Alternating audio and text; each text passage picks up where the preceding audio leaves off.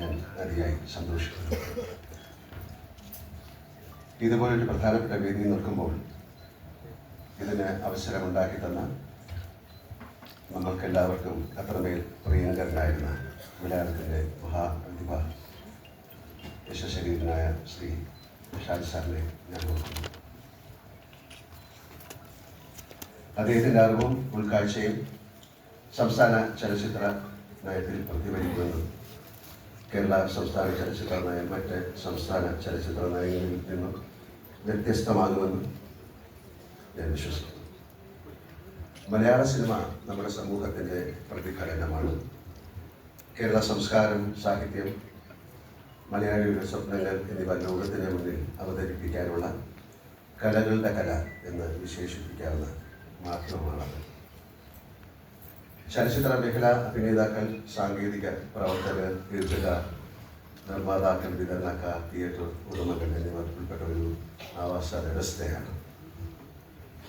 മലയാള ചലച്ചിത്ര മേഖലയുടെ ഭൂതം, വർത്തമാനം, ഭാവി എന്നിവ അപഗ്രഥിച്ചുകൊണ്ട് തയ്യാറാക്കുന്ന ഒരു ചലച്ചിത്ര നയത്തിന് ഈ ആവാസ വ്യവസ്ഥയെ പുഷ്ടിപ്പെടുത്താനും ചലച്ചിത്ര മേഖലയ്ക്ക് വ്യക്തമായ ദിശാബോധം നൽകാനും കഴിയും. ചലച്ചിത്ര മേഖല ഒട്ടനവധി അടിസ്ഥാന വർഗ തൊഴിലാളികളുടെ ഉപജീവനമാർഗം കൂടിയാണ്. അവരുടെ ക്ഷേമം ഉറപ്പാക്കുന്ന ഒന്നാകും കേരളത്തിൻ്റെ സിനിമാ നയം എന്ന് ഞാൻ പ്രത്യാശിക്കുന്നു. ചലച്ചിത്ര നിർമ്മാണം കൂടുതൽ ജനകീയമാക്കാനും കൂടുതൽ പേരെ നിർമ്മാണ പ്രക്രിയയിലേക്ക് എത്തിക്കാനുമുള്ള നിർദ്ദേശങ്ങൾ ഈ ചലച്ചിത്ര നയത്തിൽ ഉൾപ്പെടുത്തുമെന്നും ഞാൻ പ്രതീക്ഷിക്കുന്നു.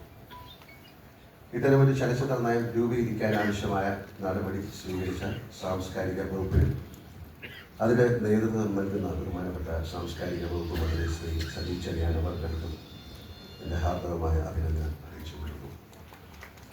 മലയാള സിനിമയ്ക്ക് സർക്കാരിൻ്റെ ഭാഗത്തു നിന്ന് എല്ലാ കാലത്തും നല്ല സഹകരണം തന്നെയാണ് ഉണ്ടായിട്ടുള്ളത്.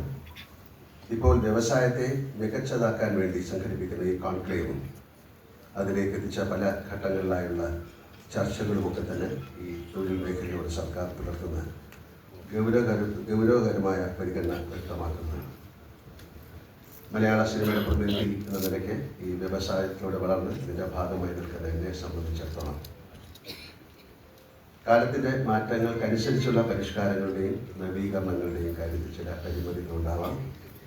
അവ കൂട്ടായ ചർച്ചകളിലൂടെ തിരുത്താനും പരിഹരിക്കാനാവുമെന്നാണ് എൻ്റെ ഉത്തമ വിശ്വാസം.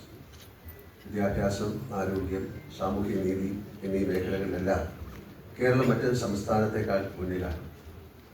സംസ്ഥാന ചലച്ചിത്ര നയ രൂപീകരണത്തിലൂടെ കൾച്ചറൽ ഗവേണൻസിലും കേരളം മറ്റ് സംസ്ഥാനങ്ങൾക്ക് മാതൃകയാകും എന്ന് പ്രതീക്ഷിക്കുന്നു. ചലച്ചിത്ര നയരൂപീകരണ പ്രക്രിയയുടെ ഭാഗമായി ഇവിടെ ആരംഭിക്കുന്ന ഇന്റർനാഷണൽ കോൺക്ലേവ് ഫലപ്രദമായ ചർച്ചകൾക്ക് വഴിയൊരുക്കുമെന്നും ക്രിയാത്മകവും കേരളത്തിൻ്റെ സാംസ്കാരിക തനിമ പ്രതിഫലിക്കുന്നതുമായ ഒരു ചലച്ചിത്ര നയ രൂപീകരണത്തിന് ഈ കോൺക്ലേവ് സഹായകരമാകുമെന്നും പ്രതീക്ഷിക്കുന്നു.